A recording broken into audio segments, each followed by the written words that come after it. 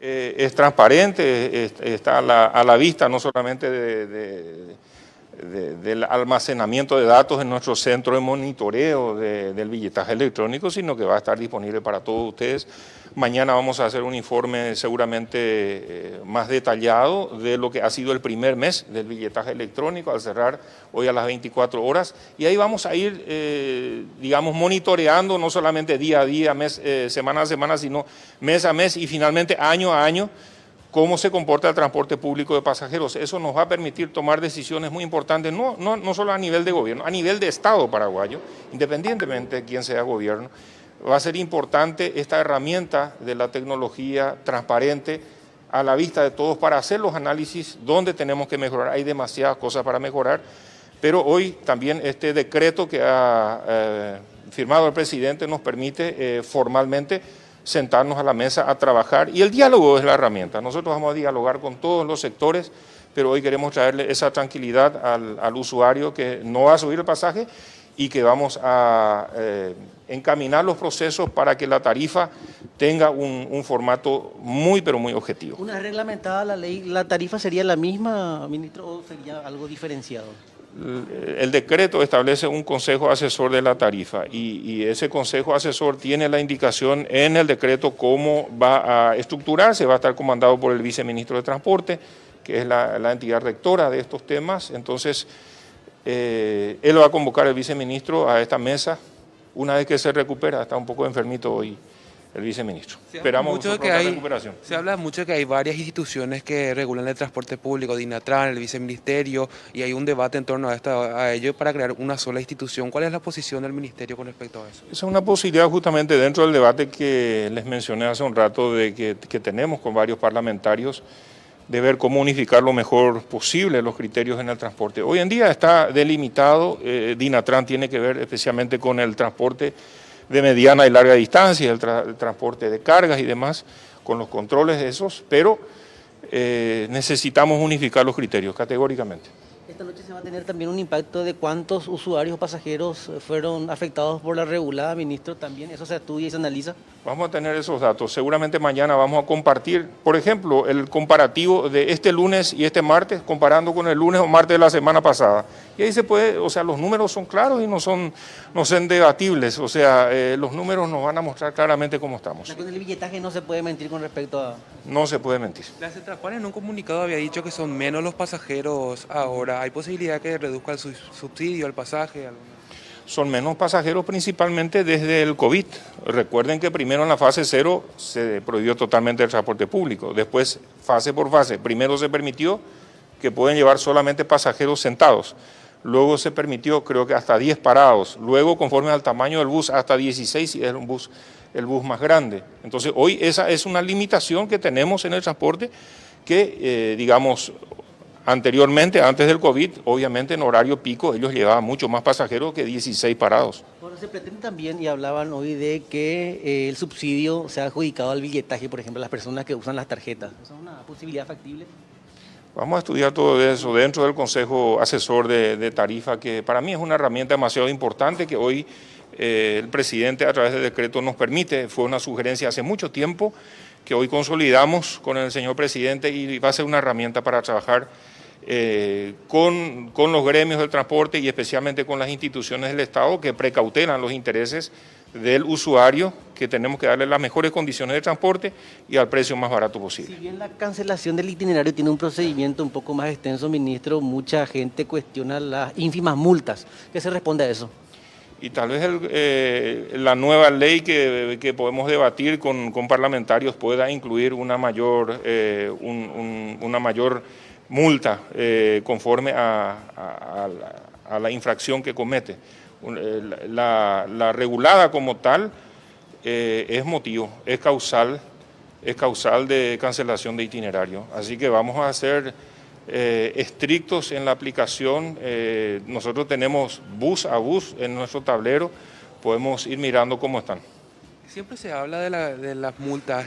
¿Hay un estimativo de cuántas multas ya cobró el viceministerio?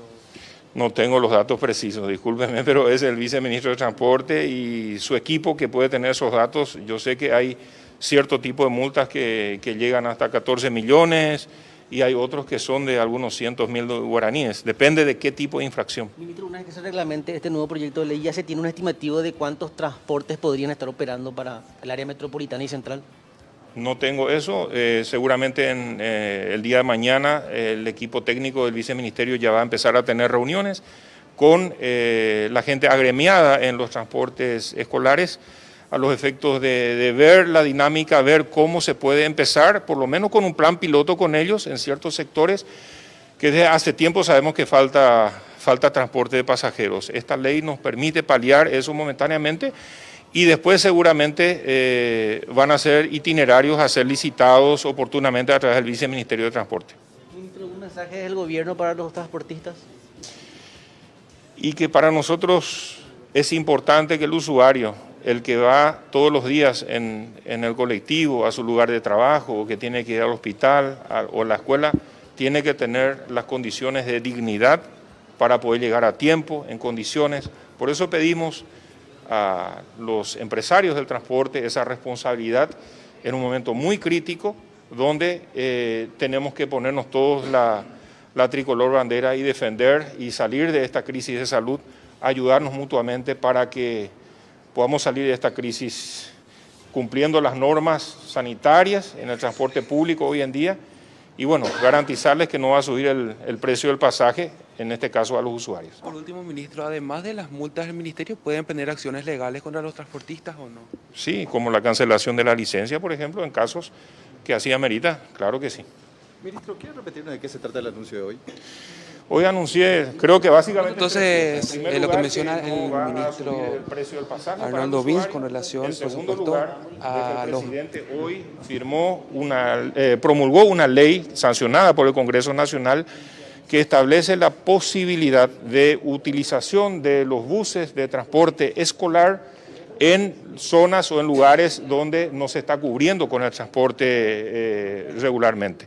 Y en tercer lugar, también el presidente hoy ha firmado un decreto que establece la integración del Consejo Asesor de Tarifas, que integran entre otros el viceministro de Transporte, el Ministerio de Hacienda, Secretaría Técnica de Planificación, Ministerio de Industria y Comercio, SEDECO y los gremios del transporte, que va a ser la mesa oficial en la cual se trabaja la futura tarifa, que hoy tiene una tremenda herramienta con el billetaje electrónico, datos precisos, objetivos que van a permitir trabajar hacia una tarifa seria en el sentido de que tenga el aval con los números de cuántos pasajeros, etcétera, etcétera. O sea, esos son los anuncios que hoy estoy compartiendo. Lo que tiene que ver con el segundo tema que menciona, ministro, ¿puede paliar esta situación crítica que estamos viendo a través de los medios de comunicación en cuanto a las reguladas?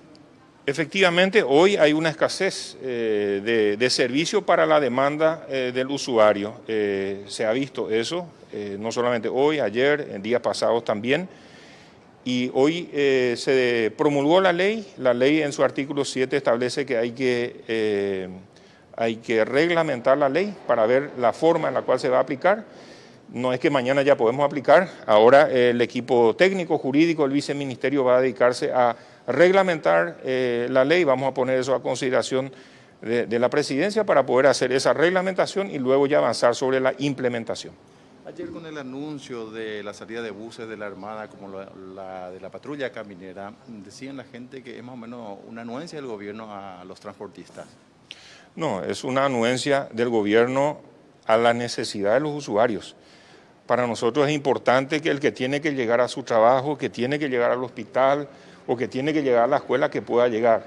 Y ante la escasez nos vimos obligados a hacer eso y en el futuro seguramente vamos a incorporar los buses de transporte escolar en esta dinámica. Estuvieron demasiado tiempo sin poder trabajar y ahora la coyuntura se presta gracias a un proyecto de ley presentado por el senador Arnaldo Franco y otros senadores. Hoy tenemos una herramienta legal para poder implementar eso. En principio, ¿por cuánto tiempo esos buses estarían coadyuvando? No, eso la reglamentación va a establecer, para eso la reglamentación. La ley lo que da la atribución al Viceministerio de Transporte para reglamentar y poner en función esa posibilidad. Gracias. Muchas gracias a todos.